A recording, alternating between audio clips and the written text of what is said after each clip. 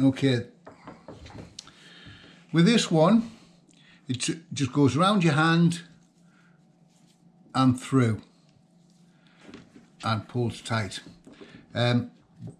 This is the sort of knot that when you get in a rope and it gets under tension, it'll take you a long time to undo, because it's not very easy to break. And it's the same with the next one, which is on the bite. Now a bite is when you've got the same piece of rope and you fold them together. That's a bite of rope.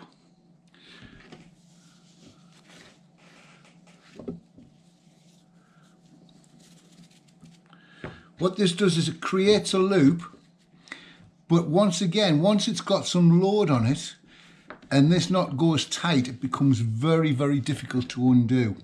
A lot of people use these well, I don't know what they use them for, but I have seen a lot of people use them, and it seems that the outdoor world has dumbed down knots quite a lot, and this seems to be the knot that most people are going for. However, it is very difficult to untie.